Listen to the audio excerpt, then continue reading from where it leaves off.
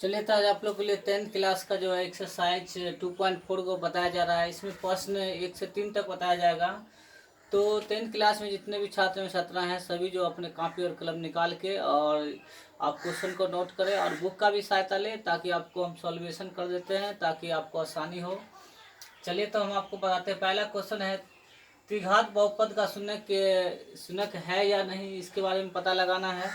तो त्रिघात समीकरण आपको दिया हुआ है, तो आपको त्रिघात समीकरण दिया हुआ है। त्रिघात समीकरण का वैल्यू भी आपको दिया हुआ है। एक्स का मान 1/2 1 और -2 भी दिया हुआ है। आपको चेक करना है कि ये आपका शून्य है या नहीं। तो एक्स का मान 1/2 है, तो आप देख सकते हैं ये आपका पहला में आपको एक्स का मान डालेंगे समीकरण में, तो डालने पर ये आपका, फिर इसके डालने पर फिर -5 इंटू +2 हो जाएगा। फिर देखें इसका मल्टीप्लाई करने पे आपको 1/8 फिर कर जाएगा तो 4 हो जाएगा। फिर ठीक इस प्रकार से 1/4, फिर 5 1 जा 5/2 +2 सॉल्व इसको हल करेंगे तो आपको शून्य का आ जाएगा। ठीक इसी प्रकार से आप P1 में आप एक्स का मान ले लेते हैं, इसको भी सॉल्व करने में आपको 0 आ गया। और ठीक इसको भी आप यहाँ पर फिर -2 लेते हैं तो इसमें भी आपका शून्य 0 आ जाता है। तो आप देख सकते हैं 1/2 और ये जो है बहुपद PX का बहुपद है। ठीक इसी प्रकार से आप दूसरा भी आसानी से बना सकते हैं। तो चलिए दूसरा हम आपको बुक से बता रहे हैं। दूसरा आपका क्वेश्चन थोड़ा ब्लैक से लिखा जाए। x³ -4x² +5x -2 और ये आपका 2 1 1, ये आपका शून्य दिया हुआ है। ये आपको चेक करना है कि ये आपका बहुपद का शून्य है या नहीं। चलिए इसमें x का मान आपको पहले 2 ले लिया गया, तो इसलिए आपको यहाँ पर P2 हो जाएगा। तो यहाँ पर देखेंगे 2 का क्यूब -4 इंटू 2 का होल स्क्वायर +5 इंटू 2 -2। तो 2 का क्यूब 8 माइनस फिर 4 इंटू 2 नहीं 2 4 हो जाएगा +10 -2। तो 8 10 18 -16 -2। अब ये भी देखते हैं तो 18 -18 तो बराबर 0। ये भी आपका शून्य का आ गया। और x का मान 1 आप लेते हैं, क्योंकि दोनों एक एक सेम है इसलिए P1 लिए। तो देखेंगे 1 का क्यूब -4 इंटू 1 का होल स्क्वायर +5 इंटू 1 -2। इसी पे आपको बैठाना है इसका दूसरा भी। तो 1 का क्यूब 1 और 4 इंटू 1 +5 -2। देखिए 1 -4 +5 -2। तो देखते हैं तो यहाँ पे 5 1 6 और -6 बराबर 0। तो आप देखते हैं यहाँ पर भी आपको शून्य 2 ही आ गया, इसीलिए लिखेंगे, इसीलिए 2,1,1 बहुपद PX का शून्य है। तो इस प्रकार से आप देखें कि दोनों सवाल में आपका शून्य आ चुका है। तो अब हम लोग तीसरा जाएंगे। तो चलिए हम लोग अब तीसरा सवाल पढ़ेंगे।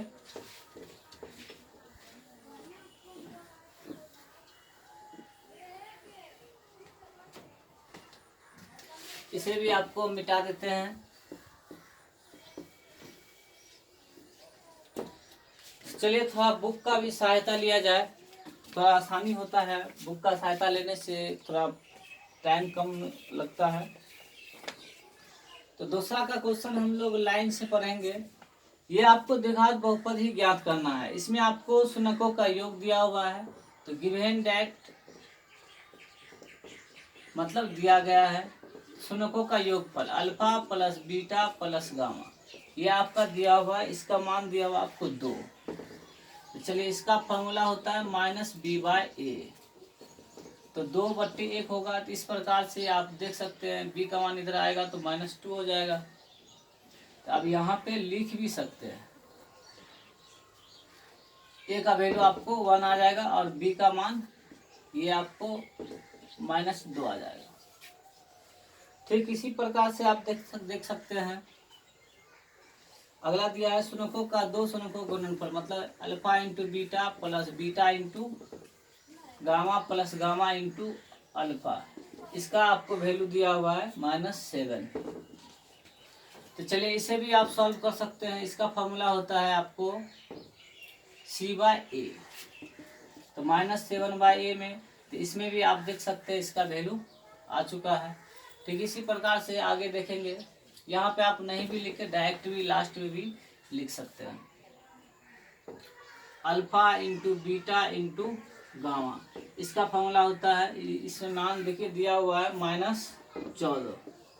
अब ये फॉर्मूला होता है -d/a, तो -14/1। तो अब ये माइनस माइनस कट गया। तो चलिए इस प्रकार से हम देख सकते हैं कि, इसलिए आप देखें a का वैल्यू आप खोजिए। a का वैल्यू आपको एक ही आता है दोनों में, और b का वैल्यू आप देखें तो b का वैल्यू -b है तो 2, तो इधर आएगा तो -2। c का वैल्यू आप देखें तो c का वैल्यू आपको -7, और d का वैल्यू आप यहाँ देखें d बराबर माइनस कर चुका है, तो d का मान 14 हो गया। तो इस प्रकार त्रिघात बहुपद से, तो त्रिघात बहुपद का एक नेचुरली फॉर्मूला होता है जो ax³ + bx² + cx + d, इस पे आप बना सकते हैं। a का वैल्यू आपको 1 है, तो 1 × x³, b का -2 × x², c का वैल्यू -7 × x + d का है 14, तो x³ -2x² -7x + 14। तो इस प्रकार से आप देखें कि आपका दूसरा क्वेश्चन भी कंप्लीट हो चुका है। तो चलिए हम लोग अब आगे चलते हैं। तीसरा नंबर क्वेश्चन आप देखेंगे और सॉल्व करेंगे।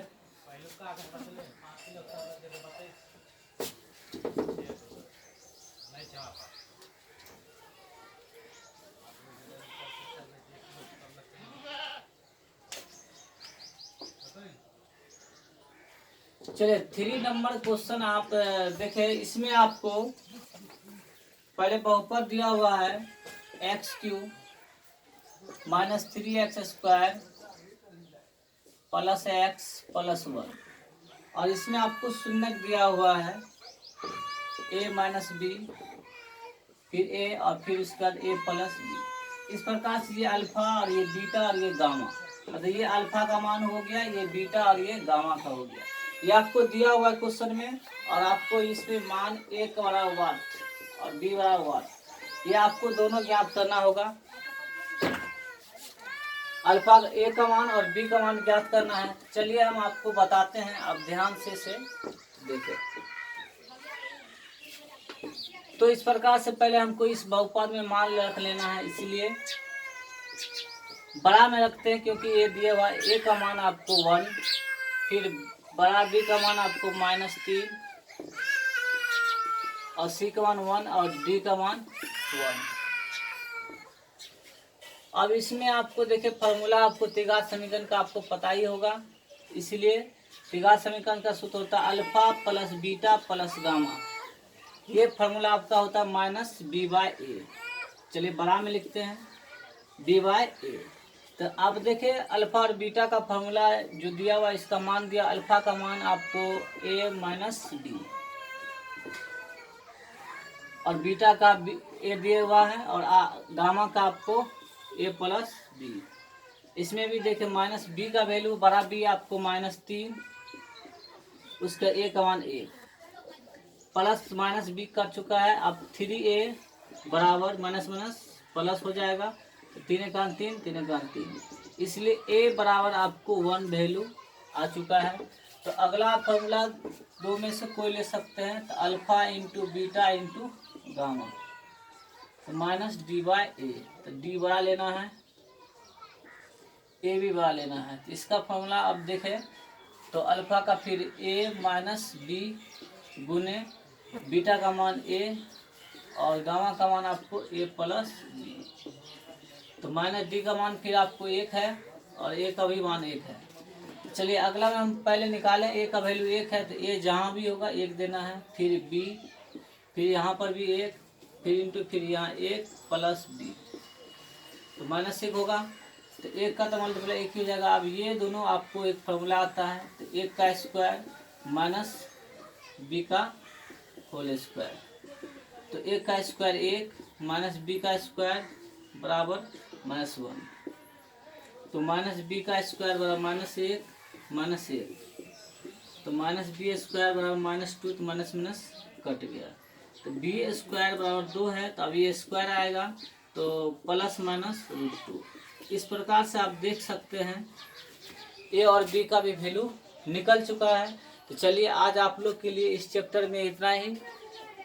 आप लोग से गुजारिश है कि जितने भी 10th क्लास के छात्र में छात्राएं हैं सभी अपने कॉपी में इन सवालों को नोट करें। आपको अगला वीडियो में इस चैप्टर को ख़त्म कर दिया जाएगा और इसके बाद हम लोग त्रिकोणमिति 8.1 स्टार्ट करेंगे। सबसे पहले आपको त्रिकोणमिति को बेसिक नॉलेज से बताया जाएगा। धन्यवाद।